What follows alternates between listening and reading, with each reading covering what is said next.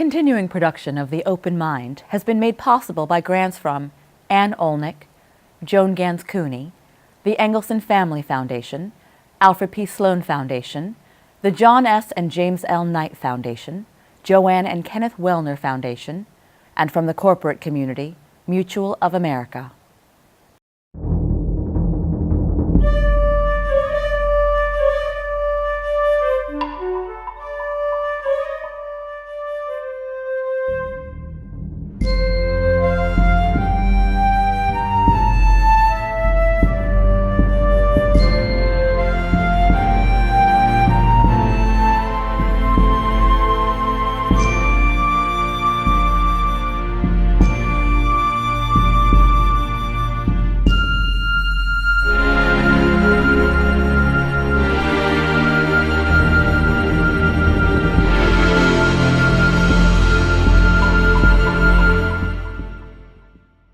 I'm Alexander Heffner, your host on The Open Mind. I don't have a problem being identified as an activist, journalist, or host if it's in pursuit of the truth and towards the goal of a better, working, thriving America. So if we are activists here, it's not an ideological mandate, but a functional one, to push back against the entrenchment of gridlock and dysfunction, and to push forward the American people and their quality of life. My guest today might agree, which is rare for the journalistic cohort. He is a proponent of constructive media, indeed a refreshing concept in an age when the lives and livelihoods of our neighbors have been relegated to the back burner, and clicks and likes and partisan agendas appear to control vastly more limelight. Fix's New York Times columnist David Bornstein is CEO and co-founder of the Solutions Journalism Network, which seeks to spread the practice of solutions journalism, rigorous reporting that examines responses to social problems. When interviewed about the project in 2012, Bornstein described his mission. The idea behind solutions journalism is sort of like the TV show CSI. The narrative is located in the pursuit of solving a problem, as opposed to just identifying who's failing and how. Another way to say it is that solutions journalism has more in common with a Harry Potter novel, a quest or a struggle, than the traditional journalism. I agree with David about the untapped potential of our journalistic imagination, but how do we incentivize integrity and results, both for journalism solutions and solutions journalism? Welcome. Thank you. I know you want to correct the record, right? You want to establish what your project is. And I said in the intro that I consider myself an activist in pursuit of truth, but in pursuit of a forward-moving agenda that is progress for our country. But I know you see your work differently, so I want to give you an opportunity to share with us how. Yeah, well, you know, when we think of solutions journalism, we really just think of it as another tool in a reporter's tool belt. So it's just reporting on responses to social problems with the results that they're getting and pretty much what we can learn from them.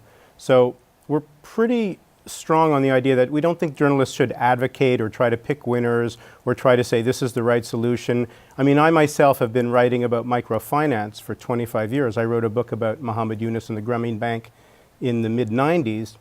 And I've had to correct almost everything I've written over the past 20 years because the idea keeps changing, the research, the evidence comes out. So we think that journalists should really be humble about what is a solution. And in fact, our name, Solutions Journalism, is a problem sometimes for us because it's really reporting on responses to problems and the results that they're getting. And if you find out a year later that it's not working or you were wrong, then you correct the record.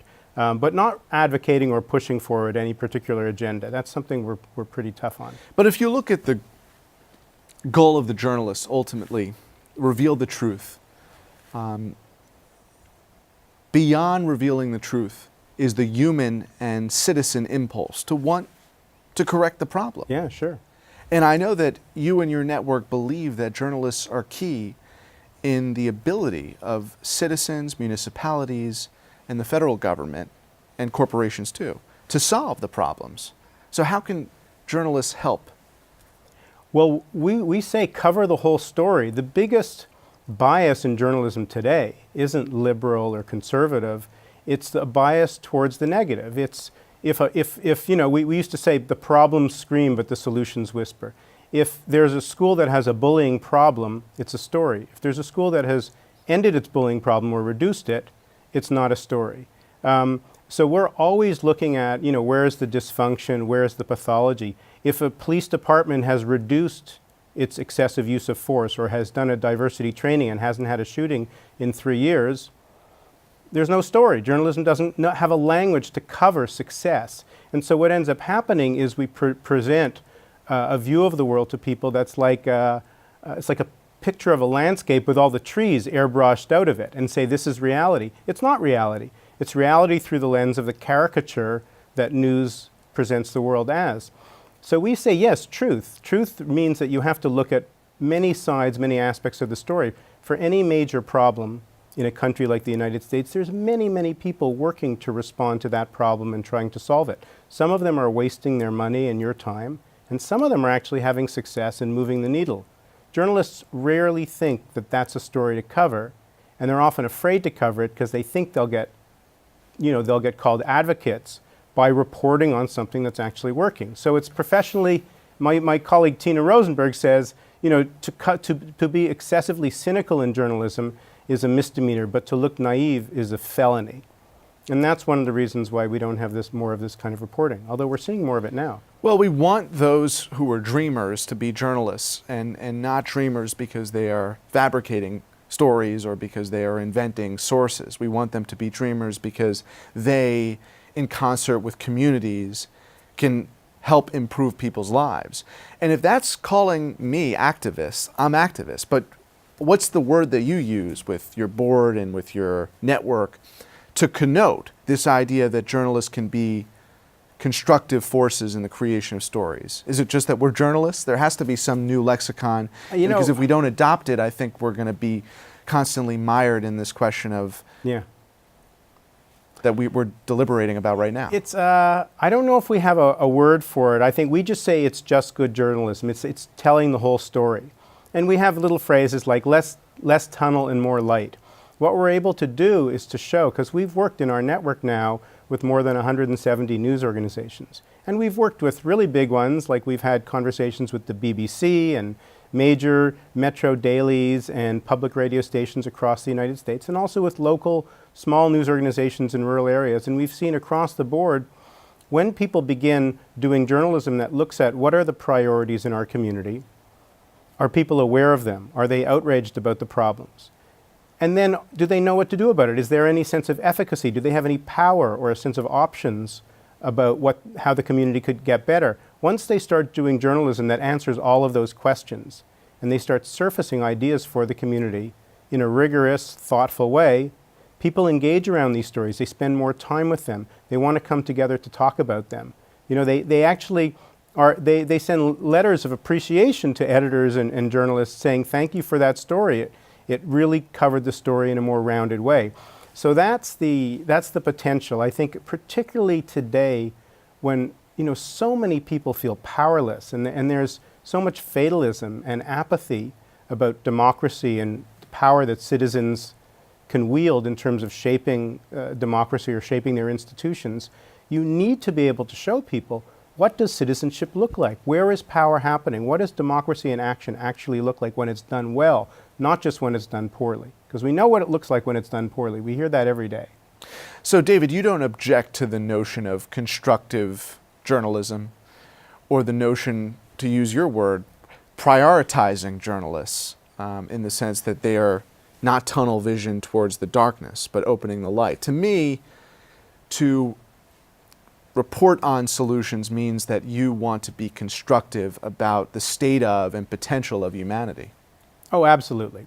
I think that you know, if you ask most people why they went into journalism, most journalists went in for sort of idealistic reasons. They went in because they wanted to help improve the world. And if you can say, what is journalism about? What is a definition of news? You can say it's information that helps us understand who we are, what we care about, and how we can improve our community. That's a pretty straightforward. So actively constructive, actively pro-social might be a way that we can mutually identify what it is that we aspire to do. It's just, the key is that journalists have long felt that the way journalism works, the sort of, quote, theory of change of journalism is the world will get better when we show people where it's going wrong. It's kind of like a parent saying, my child will get better if I point out his or her shortcomings every morning at breakfast. It's not really a theory of change. It's not a feedback system that passes any test of human behavior. And so journalists, by focusing relentlessly on the dysfunction, on the pathology, on the malfeasance, on the dark corners, sunlight is the best disinfectant. We've got to make people always aware of what could go wrong or what is going wrong.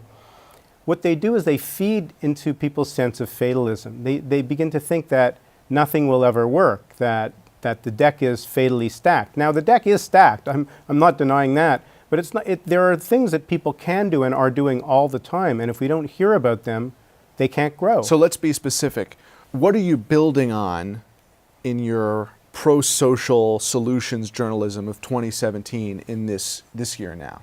So we, like I say, we've worked with 170 news organizations. What we basically do is, just to give you a sense, is we do trainings and workshops initially so that they understand, they come to see that solutions journalism is a legitimate form of journalism. It's not advocacy, it's not fluff or puffery, and that there are many, many good news organizations. We have thousands of stories now that we've gathered to show that this is really high quality. Some of the projects we've worked on have been, one of them was a finalist for the Pulitzer. Okay, so we get people to lower their defenses and say this is okay. Then secondly, they say, how do we do it? How do we construct a project and an editorial vision for a project that includes solutions journalism? Now what we're seeing is that in response to the election and much of the sort of malaise in the country, there's a real sense of powerlessness across the country. It's shown up in survey after survey, people just not feeling that they have a say as citizens, that they can have power. This is really bad for democracy. When people feel that they have no control, they circle the wagons, they become tribalistic, and the worst aspects of human nature come out. So it's important for journalists to be able to show people at the local level, at the national level, that there's lots of things that can be done or are being done without advocating for ideas, without being Pollyannish, just reporting realistically on who are the smart people moving the needle against the opioid epidemic. How are people actually reducing dropout rates in high schools, in underserved communities? So what we're doing is we're helping news organizations around the country show citizen power. What does citizen power look like through rigorous reporting? It's a project that we call Democratic Renewal, and our goal in 2018 is to start a process of reaching out to 100 news organizations and helping them develop reporting projects that look at this particular aspect. And then you want to theoretically scale the success stories so that if Charlottesville addresses its racial concerns in this way and it's successful and breeds the kind of culture that more communities envision as healthy, that is emulated. Are you thinking about how those documented cases of solutions that work can then be scaled to different communities across this country? Oh, absolutely. I think one of the most powerful things, it's a very important question. One of the most powerful things that you can do through this model is surface what we call positive deviance. Examples where people are doing better against a problem. Now, in a country like the US, which has more than 3,000 counties, for any problem you have in your county, whether it's diabetes or low high school graduation rates or substance abuse or depression, there are other counties who are doing better than you. And there are actually known methods, probably, that journalists can go discover to figure out how they did it. How did they reduce the hospital infection rate? How are they doing a better job housing chronically homeless people? So once you realize as a journalist that your job is to look for these how-to questions in really interesting narrative forms, then you realize, boy, there's other communities that could benefit from this knowledge.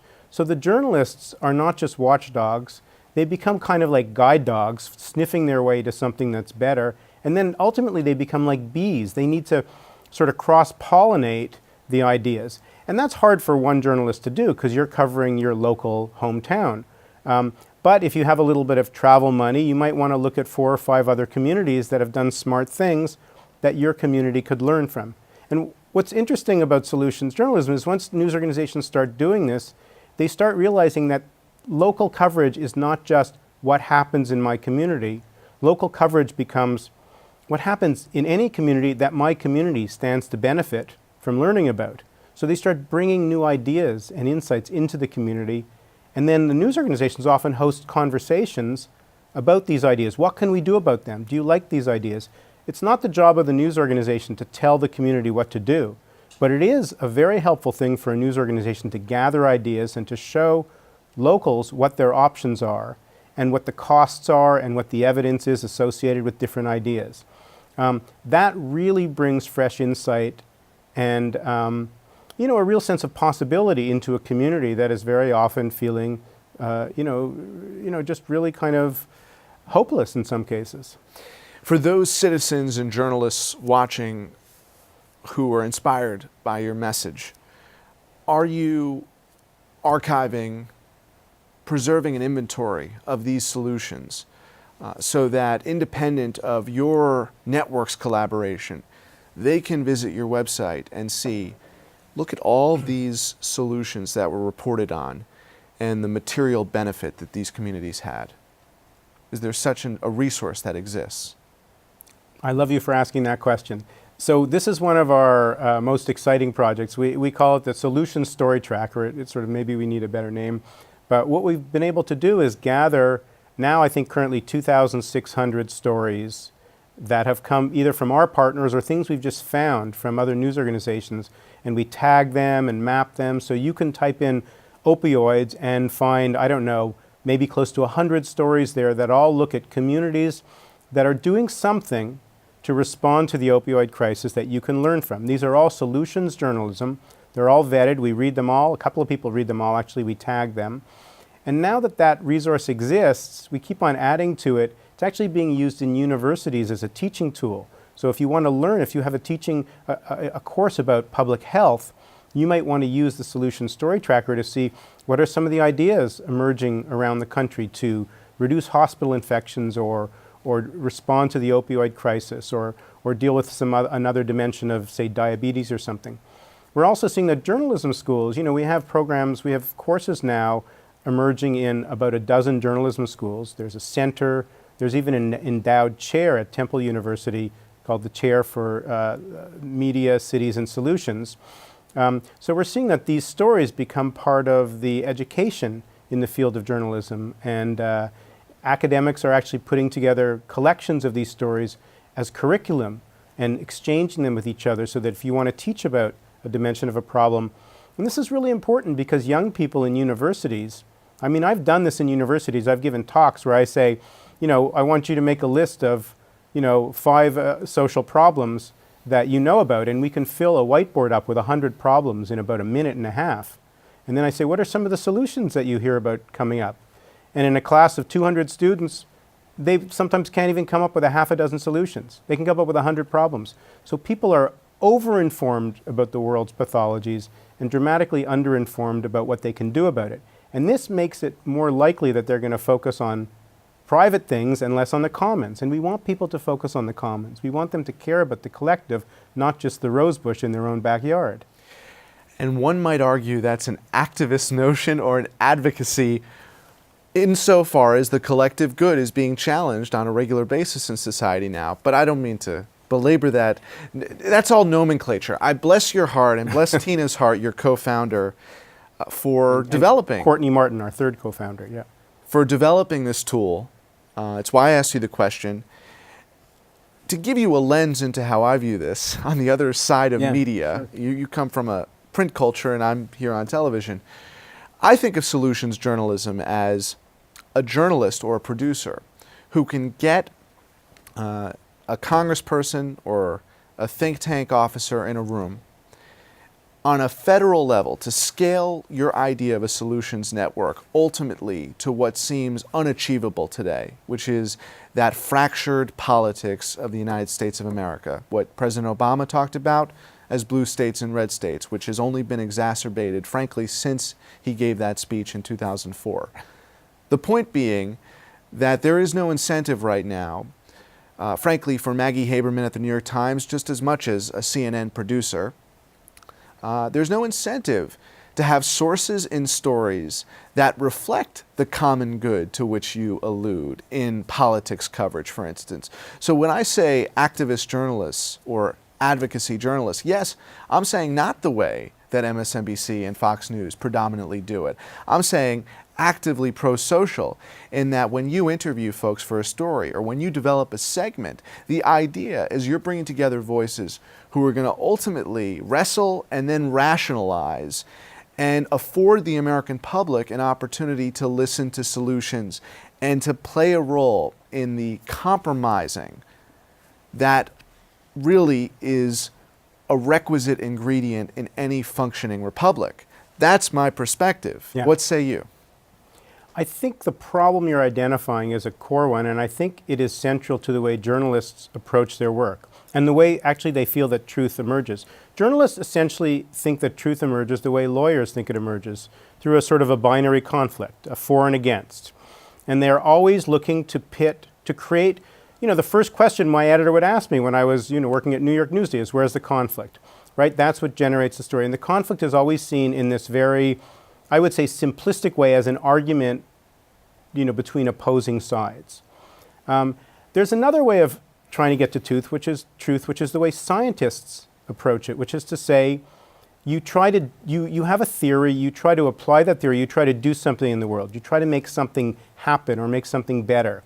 Then the world gives you feedback. It worked or it didn't work, and then you iterate, you do it again, and eventually, after a while, you begin to say, oh, this is a better way to get doctors to wash their hands in a hospital. This is a better way to teach fourth grade English language learning or whatever.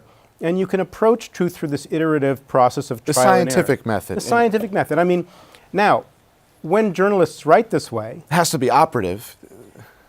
When journalists see this way, they realize that you can create a really engaging narrative. That's why we talked about Harry Potter. How do you keep people along for 4,000 pages? You create a narrative where people want to know, where people want to know what's going to happen next. It's a narrative driven by curiosity rather than by this sort of conflict-driven narrative. Once journalists realize you can create narratives that are driven by curiosity, by trying to understand the world through efforts to improve things, and that these stories sell, they get lots of time on page, they get more shares and things like that, you might find that they will move away from this binary conflict, which is extremely reductive and polarizing and asks people to identify and defend their positions, not to bring their curiosity and imagination, which is why journalism has become a negative force and has actually increased polarization. And no one is suggesting that it's an easy feat to be able to assemble the sources in a story that comes to a solutions-oriented conclusion, or that gives some fertile ground for solutions to be built on. No one's suggesting that's easy, but we're suggesting that's not the operative model. The scientific method still is the operative model insofar as the truth and nothing but the truth, so help us. But the reality of political journalism is that it is the opposite right now of solutions-oriented. Solutions journalism or journalism solutions are not being adopted in the pursuit of political or public affairs journalism. And I've said this on the air before, and I just want to get your final thoughts on it.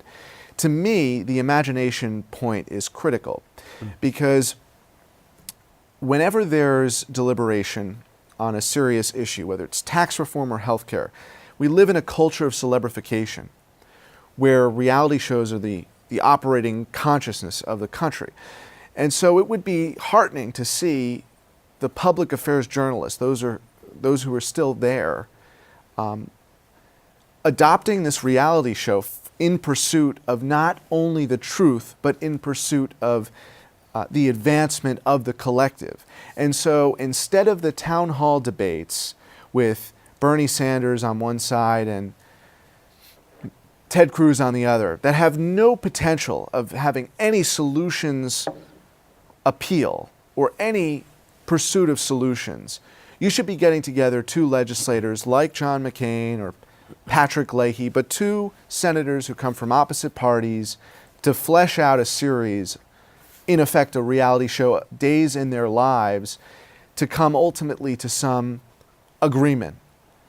To me, that would be solutions journalism on broadcast television, where you entice and imagine and entertain the audience and simultaneously develop a platform where there are some prospects for organic common good, an organic common good to be established. Yeah, I think that the way to begin is by showing people, you do some great reporting and you show people that better options are possible. There's better things we could be doing. So you make it illegitimate to not be doing better, and you bring these ideas and options to the table in these conversations with political figures. And then you say, look, we have all these options to do better against our problems. Which ones do you favor? Let's have a debate about which ones you favor or you don't. So you make the conversation not about ideology, but about practical considerations. The only successful example of that is the Fred Friendly seminar. I don't know if you're familiar with it. Sure. But that is what accomplished solutions on the air. And that was path-breaking. We're seeing a lot of this happening at the local level around the country, where local people are practically getting together, local news organizations. It's much easier at the local level, where people have a lot more trust in their news organization than at the national level, which is really sort of driven by this big argument we're having in the country today. And so I think that the local news organizations are going to lead the way in teaching the national organizations how to do better journalism. We're seeing a lot of that. David, thank you for breaking bread with me here today. Thank you very much, Alexander. And thanks to you in the audience. I hope you join us again next time for a thoughtful excursion into the world of ideas. Until then, keep an open mind. Please visit the Open Mind website at 13.org/openmind to view this program online or to access over 1,500 other interviews. And do check us out on Twitter and Facebook at Open Mind TV for updates on future programming.